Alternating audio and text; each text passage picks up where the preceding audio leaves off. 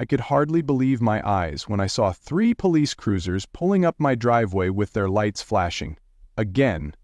This was the 3rd time in 2 weeks, and I was beyond frustrated. Through my living room window, I watched as 6 officers stepped out and approached my front door. My peaceful Sunday afternoon by the lake was about to be interrupted yet again because of anonymous complaints from the Lakeview Shores Homeowners Association. Complaints about illegal construction and noise violations that were completely fabricated. I took a deep breath, straightened my shirt, and opened the door before they could knock. I recognized Officer Martinez from the previous visits. "Mr. Reynolds," he said with a slight look of embarrassment, "I apologize for the disturbance, but we received another call from the Lakeview Shores HOA about potential code violations on your property. Something about unapproved exterior modifications and excessive noise." I could tell he was just doing his job, but the absurdity of the situation was reaching its breaking point. My elderly parents were visiting for the weekend, and my mother peered nervously from the kitchen. "Officer, with all due respect, this is becoming harassment," I said firmly but politely. "As I've explained twice before, my property is not part of the Lakeview Shores HOA. I specifically purchased this lot because it falls outside their jurisdiction. I have the property deeds and surveys to prove it." I gestured toward my lakeside home, which stood peacefully among the trees. There was no construction, no noise, just my parents and me enjoying a quiet afternoon by the water. The most offensive thing happening was my father's ancient portable radio playing classical music at a volume that wouldn't disturb a sleeping cat. As I watched the officers awkwardly inspect my perfectly ordinary property, finding no violations whatsoever for the 3rd time, something inside me snapped. This wasn't just an inconvenience anymore, it was a calculated attempt to bully me into submission, and I decided right then and there that I wasn't going to take it anymore. What I didn't realize at that moment was that this confrontation would lead to one of the most satisfying victories of my life. 2 years ago, I had finally achieved my lifelong dream of owning a lakeside property. Growing up in a small apartment in the city, I had always yearned for space, nature, and the soothing presence of water. My parents would occasionally take me camping by Lake Evergreen during summer vacations, and I would spend hours skipping stones across the water, promising myself that someday I would live in a place just like this. After 20 years of saving, countless overtime shifts at the engineering firm where I worked, and carefully planning my investments, I found the perfect spot.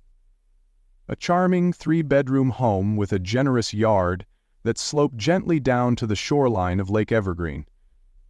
The house itself wasn't particularly grand, a single-story ranch lawn home built in the 1970s with good bones but dated finishes. What it lacked in modern luxury, however, it made up for in character and location. Floor-to-ceiling windows in the living room offered a panoramic view of the lake. A wraparound deck provided the perfect spot for morning coffee or evening stargazing.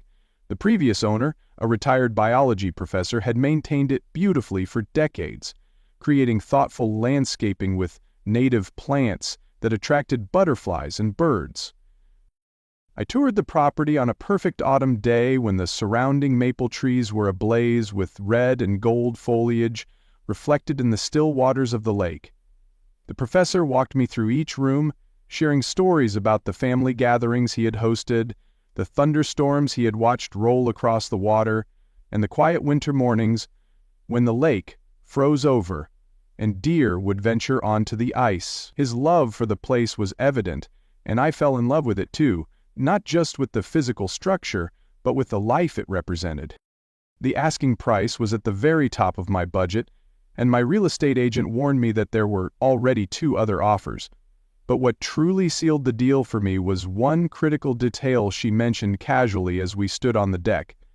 The property sat just outside the boundary of the Lakeview Shores Homeowners Association.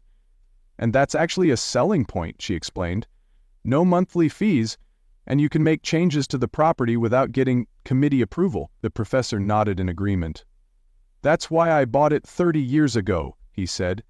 "I wanted to plant my gardens my way." During my house hunting journey, I had toured several properties within HOA communities and quickly decided they weren't for me. At one lakeside development, I watched as a homeowner was berated by an association representative for having wind chimes that exceeded the permitted size. At another, I was shown a property where the owner had been fined $500 for planting roses without submitting the proper landscaping request forms. The agent explained these incidents as examples of protecting property values, but I saw them as needless intrusions on basic homeowner freedoms. One realtor had shown me a thick binder of regulations for a lakeside community, over 60 pages of rules governing everything from the height of your grass to the acceptable breeds of dogs residents could own. The permitted exterior paint colors were limited to 15 pre-approved shades, all variations of beige and gray. Bird feeders required approval from the architectural committee, and no vegetable gardens were allowed in front yards. Holiday decorations could be displayed no earlier than 30 days before the holiday and must be removed within 5 days after. There were even rules about when you could have your garage door open and how long moving trucks could be parked in your driveway. When I expressed my concerns about these restrictions, the realtor assured me that HOAs provided valuable services like common area maintenance and community events. Besides, she added, the rules ensure that everyone maintains their property appropriately. You don't have to worry about your neighbor painting their house bright purple or letting their lawn turn into a jungle. But I couldn't help thinking that the occasional eccentric neighbor was a small price to pay for the freedom to make my own decisions about my own property. I wanted a home, not a heavily regulated rental unit where I still had to pay the mortgage. So when my realtor pointed out that this particular property fell just outside the Lakeview Shores HOA boundary, I was thrilled. According to the county records and property maps, my land was part of the original Lakeside development, but had been specifically excluded when the HOA formed 30 years earlier.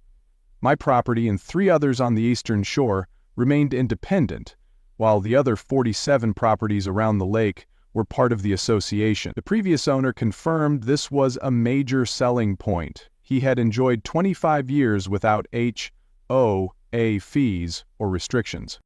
I've never had any issues with the association, he assured me as we walked along the shoreline. There's an unofficial understanding. They don't bother us, and we try to be reasonable neighbors. I keep my place neat. They don't try to enforce their rules on me. It's worked out just fine. He pointed to a small wooden marker half hidden among some junipers. That's the boundary line right there. Everything on this side is free and clear. I made an offer the same day, going $5,000 over asking price to beat out the competition. When my offer was accepted, I felt a surge of joy unlike anything I'd experienced before. This wasn't just a house purchase, it was the culmination of a childhood dream, a reward for years of hard work and disciplined saving. During the closing process, I double-checked all the boundary documentation, confirming with both my real estate attorney and the title company that my property was indeed free from any HOA entanglements. Everything was in order, and 60 days later, I had the keys to my lakeside sanctuary. The first 6 months were absolute bliss. I spent weekends stripping dated wallpaper, refinishing the original hardwood floors that had been hidden under old carpet, and gradually bringing the house into the 21st century while preserving its charming character. I repainted the exterior a warm cedar brown that complemented the natural surroundings, installed solar panels on the south-facing roof to reduce my carbon footprint and electricity bills, and began planning a modest dock that would extend into the clear waters of Lake Evergreen. Each morning, I would wake up early to watch the sunrise over the water, often spotting great blue herons fishing in the shallows or a family of otters playing along the opposite shore.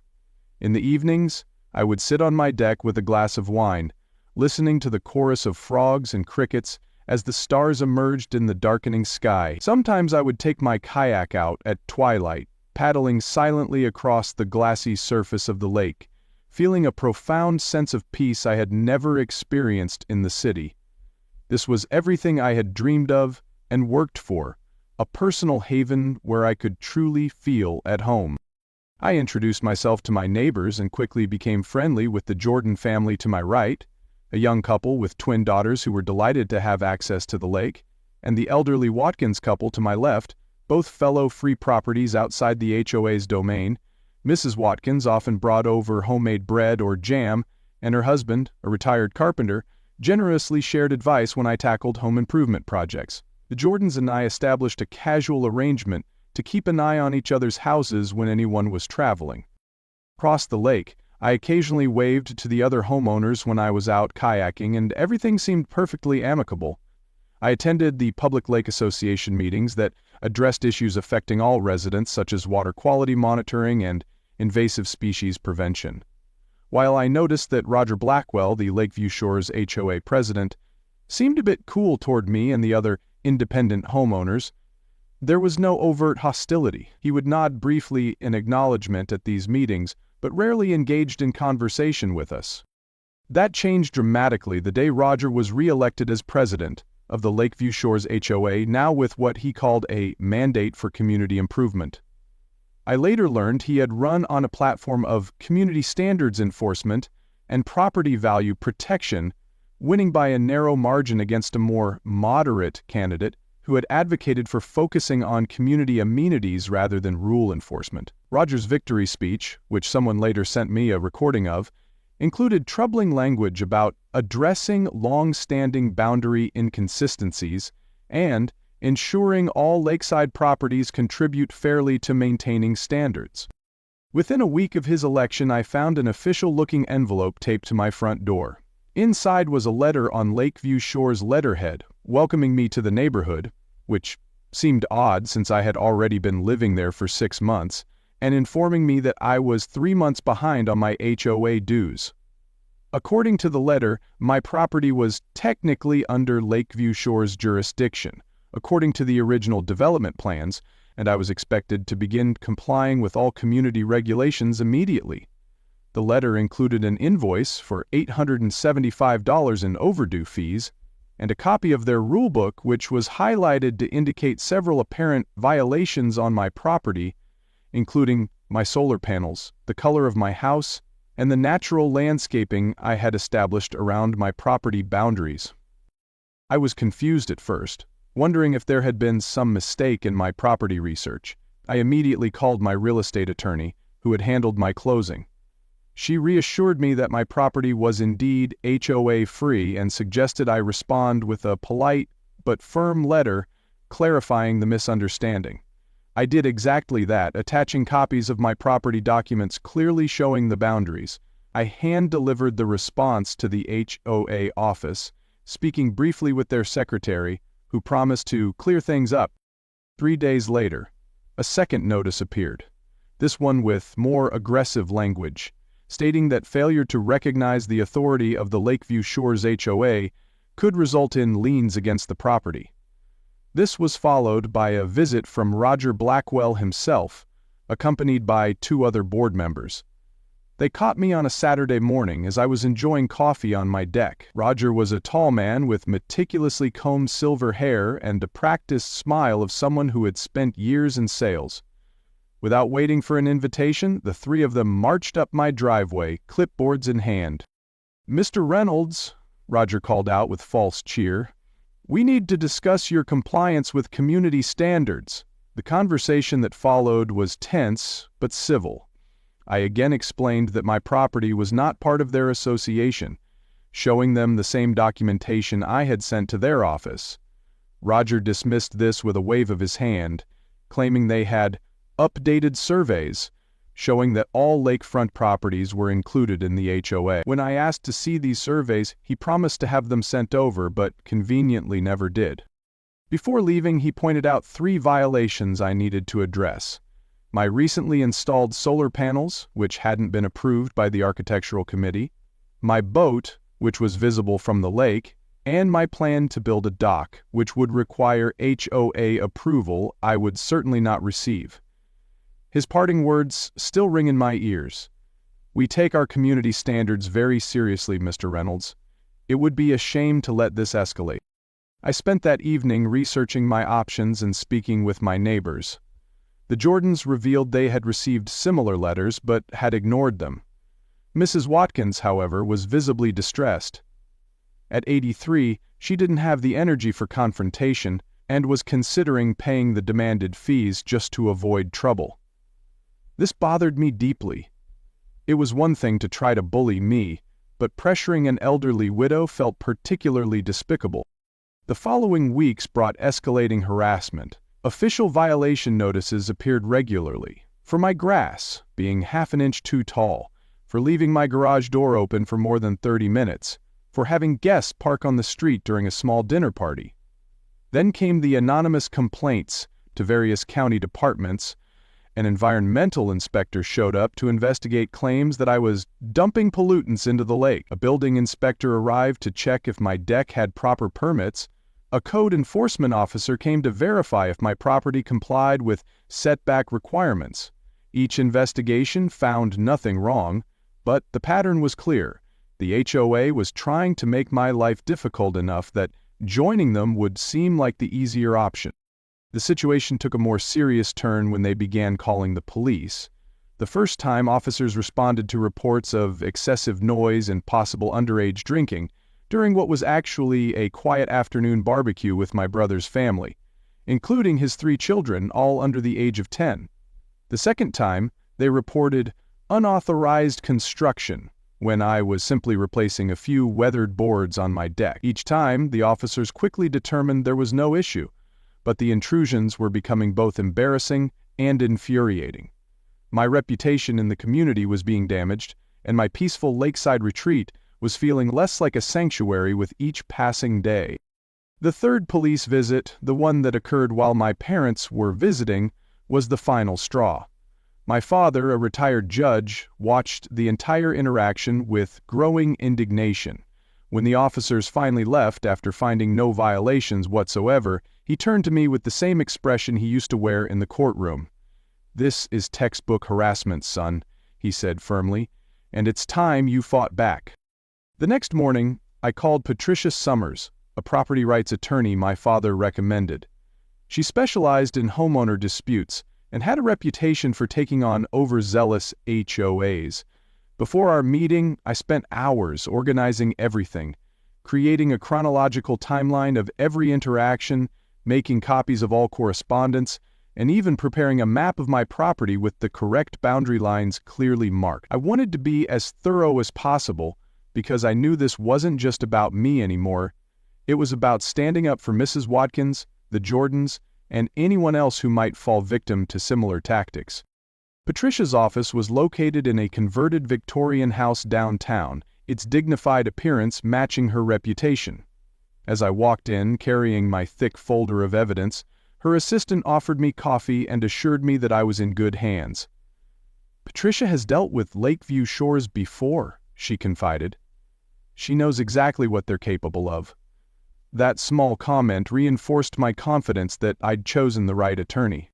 Our initial consultation lasted nearly 3 hours, as I shared every document, every interaction, and every harassing incident from the past months.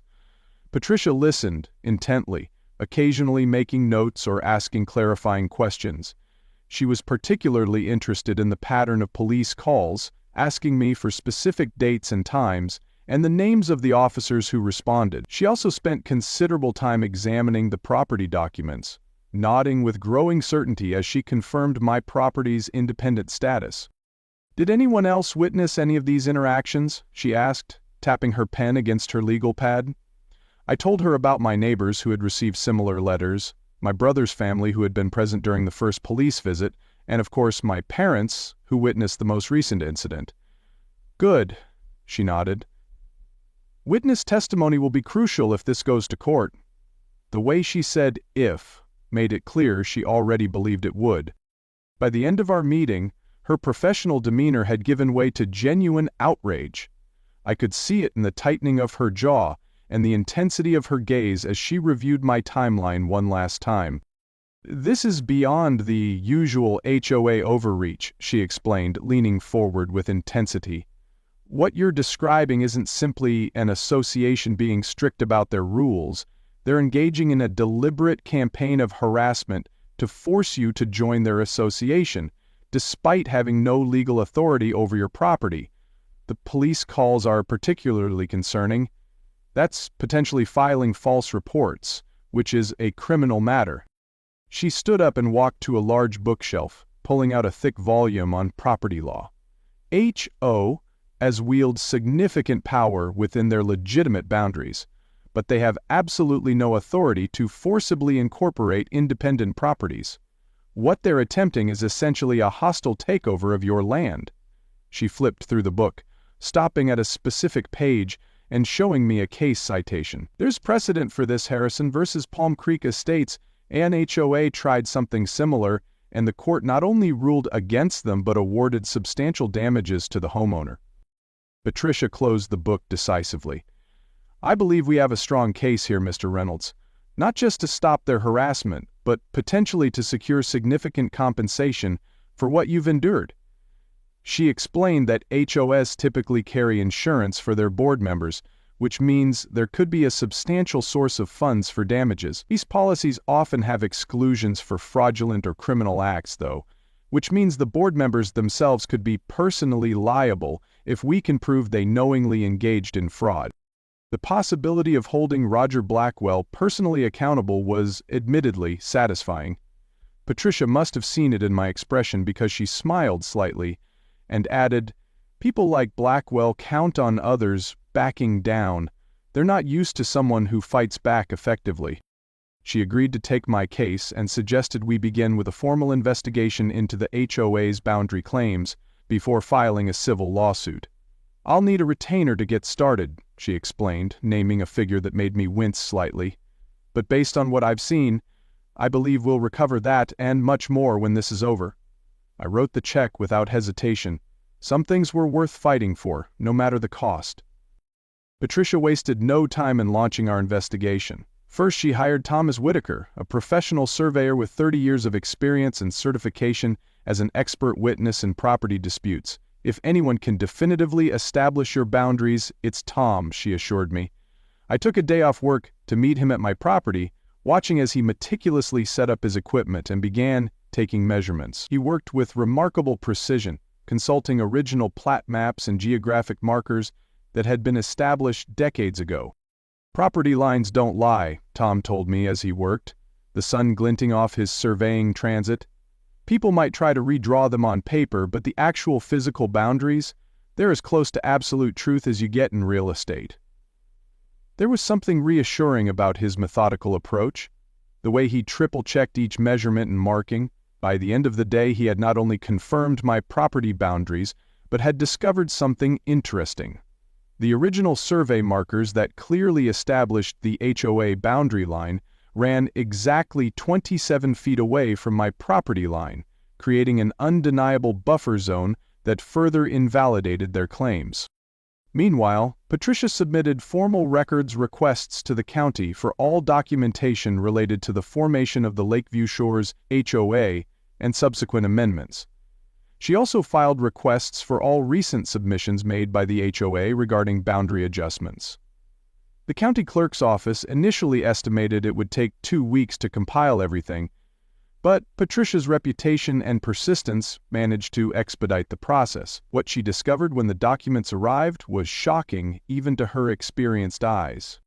The original documents clearly showed that my property and the 3 others on the eastern shore had been specifically excluded from the HOA when it was established. This exclusion was documented in the county records, the original development plans, and the HOA's own founding documents. But in a filing made just 3 months earlier, coinciding with Roger Blackwell's election as president, the HOA had submitted an administrative correction to their territory map that conveniently absorbed our 4 properties into their jurisdiction.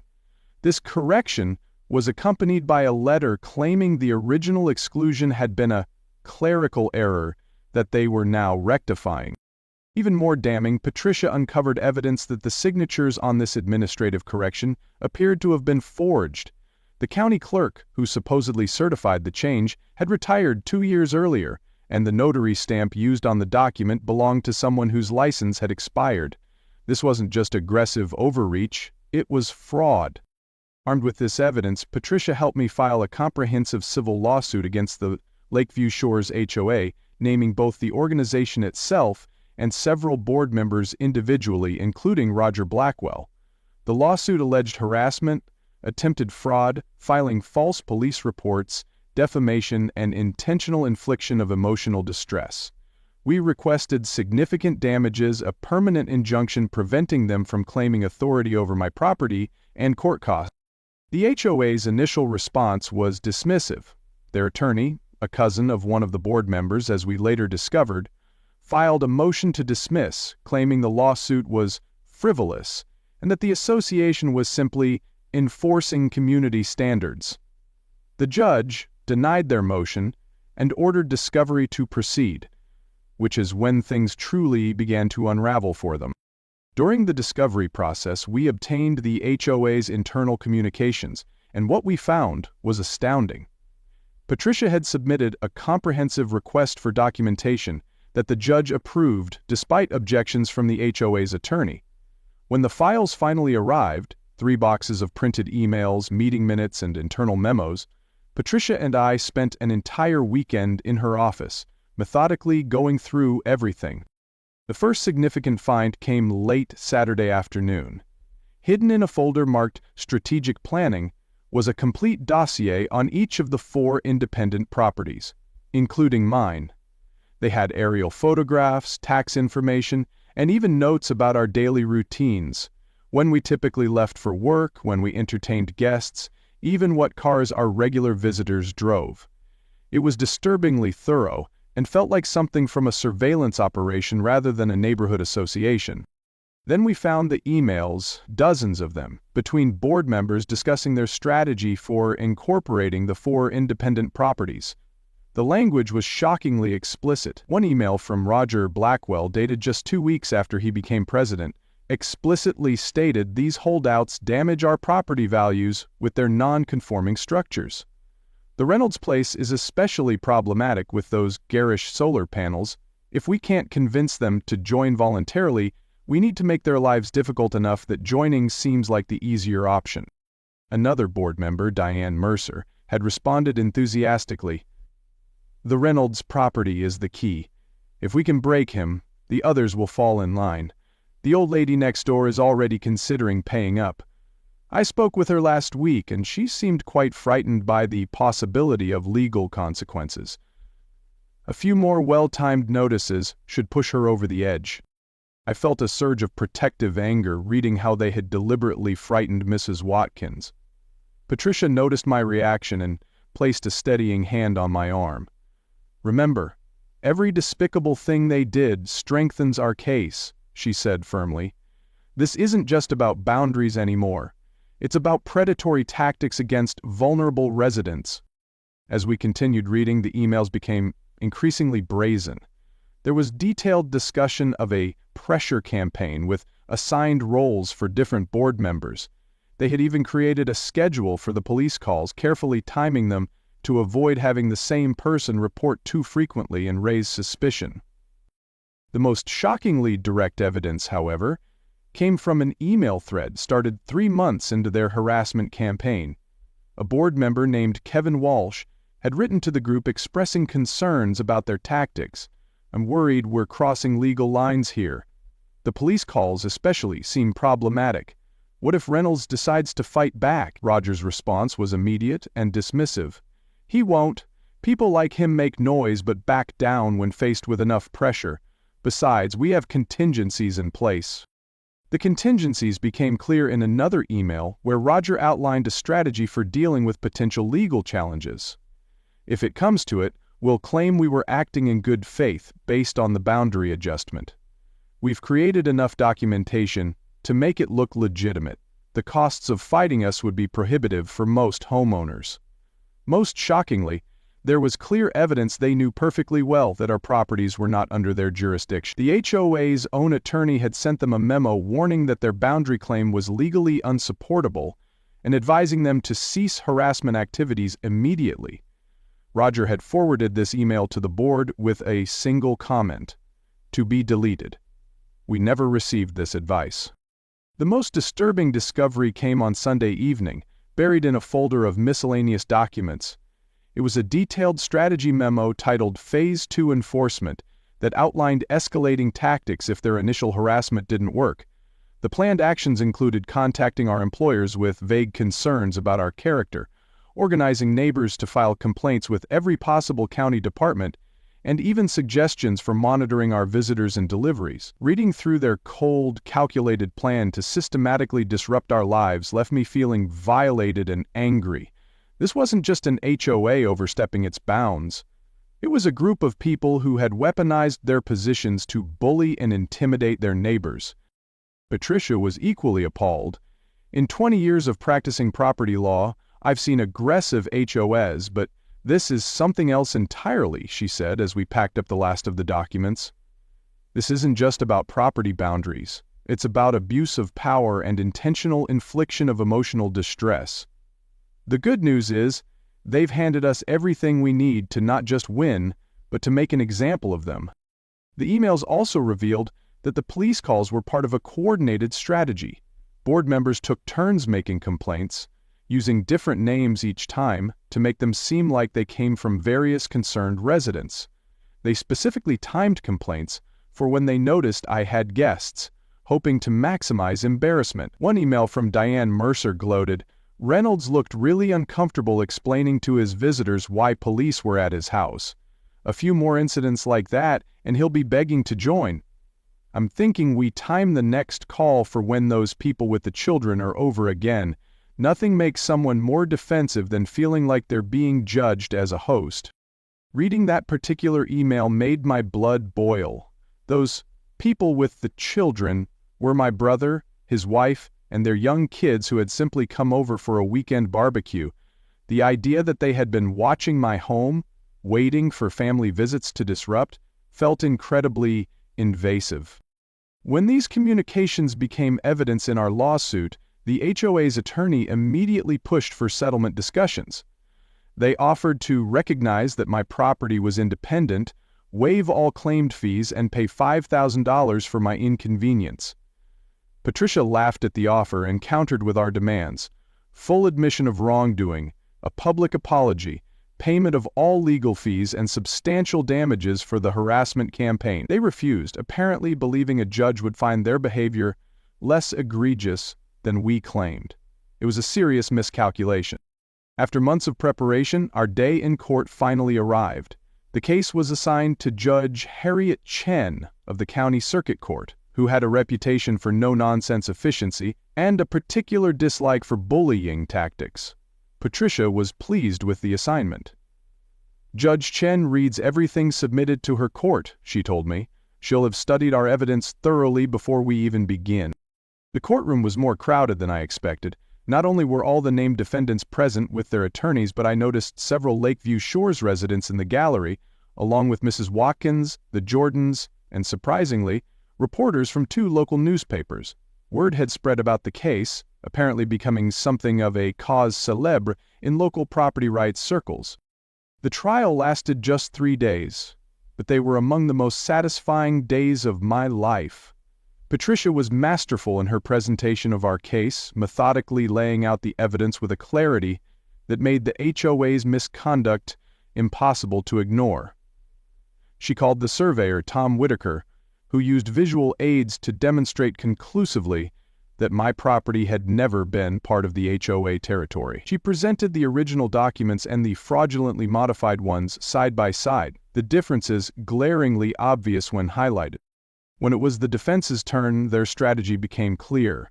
They would try to portray the whole thing as an honest misunderstanding based on ambiguous historical documents. Their attorney, a slick-talking man named Gregory Porter, tried to argue that the board had acted with good faith belief, that their claim was legitimate. "This is simply a case of differing interpretations of complex property documents," he insisted, "not the malicious conspiracy that the plaintiff alleged." But the internal emails destroyed any credibility in that position. Patricia had blown up key excerpts on presentation boards, and there was an audible murmur in the courtroom when she revealed the email where they explicitly discussed making our lives difficult enough that joining seems like the easier option. Porter tried to object, claiming the emails were taken out of context, but Judge Chen overruled him each time. The most dramatic moment came when Roger Blackwell took the stand. Dressed immaculately, in a tailored suit, he attempted to portray himself as a dedicated volunteer just trying to maintain community standards. His rehearsed testimony about protecting property values and ensuring uniformity of appearance might have been convincing, if not for what came next. Judge Chen, who had been taking notes silently, suddenly interrupted his testimony to directly question him about the forged documents and coordinated harassment campaign. "Mr. Blackwell," she said, her voice cutting through his practiced speech, "are you aware that filing falsified documents with the county recorder's office is a criminal offense?" The color drained from his face as he fumbled for a response. He tried to claim he had no knowledge of any forgery, but Judge Chen was relentless. "And these emails discussing a pressure campaign against independent homeowners? Are you suggesting someone else wrote these under your name?" His stammering responses only further damaged their case. By the third day, even the HOA's attorneys looked defeated. Their witnesses contradicted each other, their documentation was exposed as fraudulent, and their justifications rang hollow in the face of the overwhelming evidence against them. During closing arguments, Patricia didn't need theatrics or emotional appeals. The facts spoke for themselves. This case, she concluded, is about more than property lines.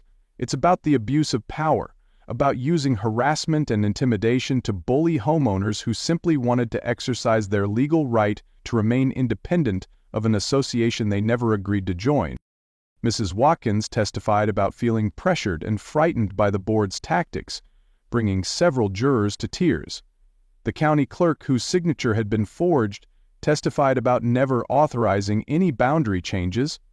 Even one former board member, who had resigned in protest over the harassment campaign, testified about Roger's obsession with bringing the free properties under HOA control.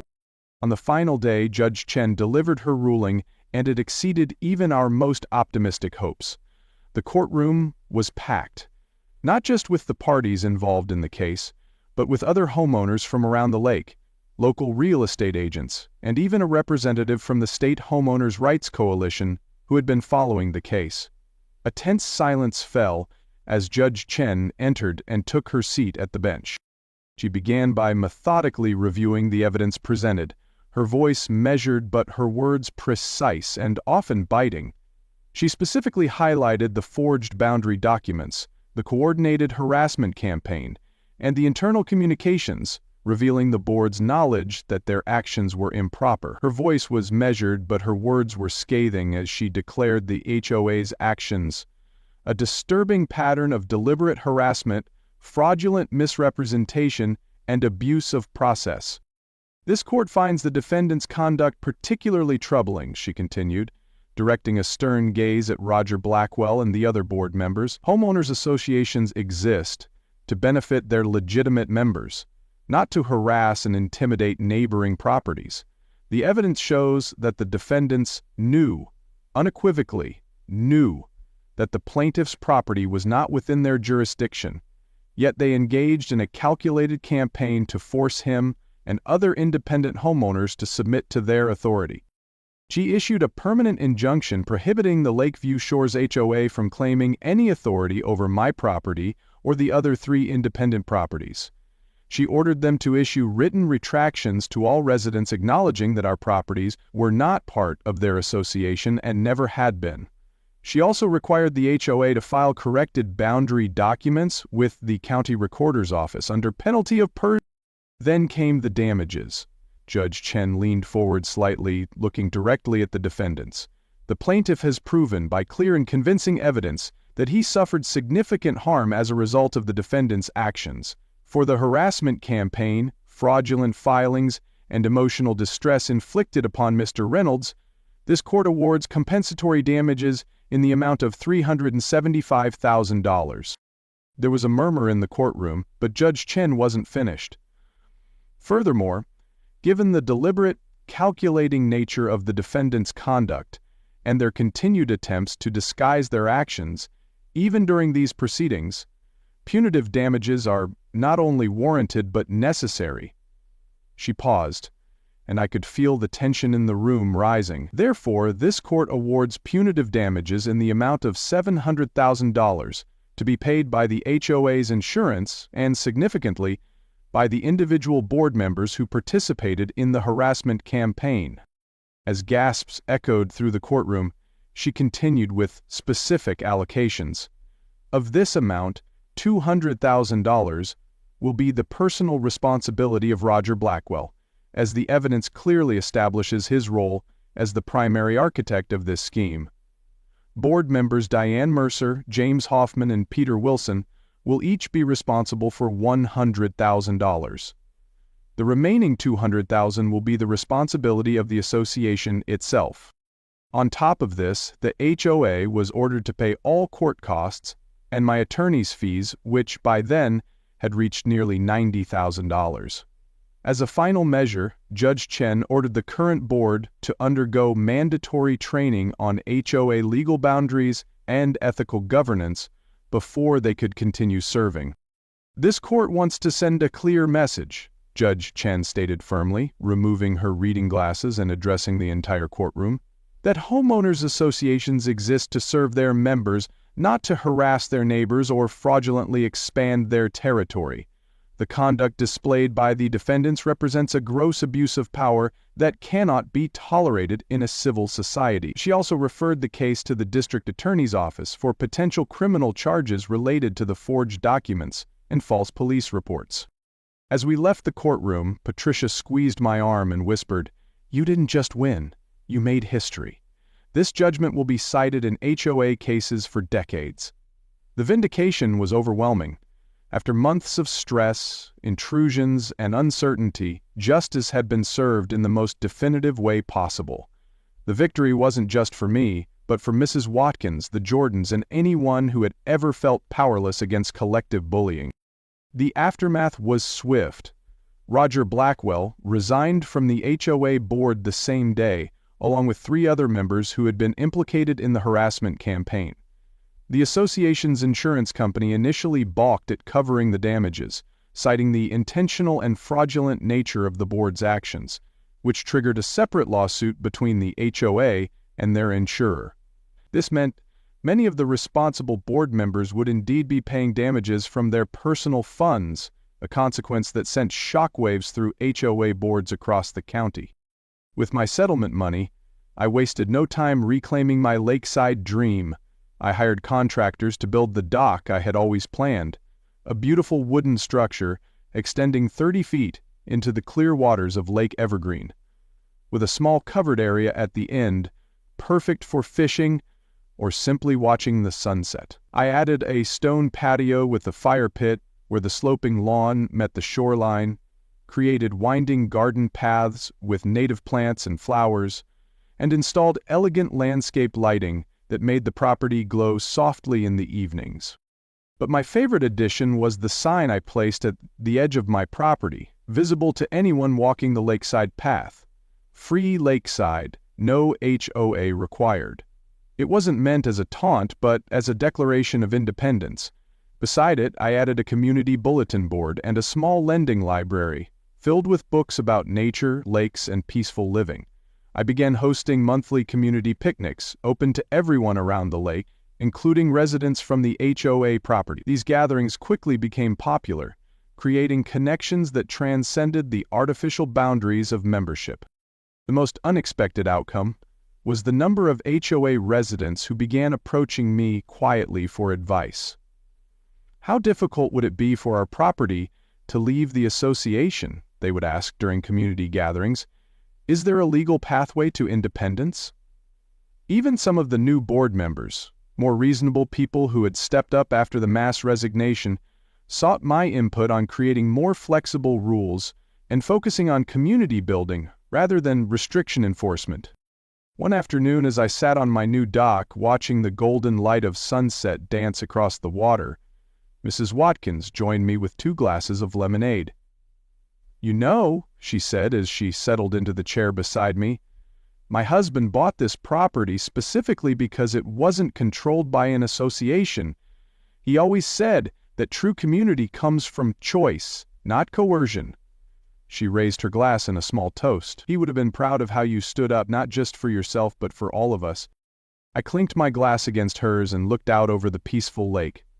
The water lapped gently against the dock posts, a pair of ospreys circled overhead, and laughter drifted across the water from neighbors enjoying the perfect evening.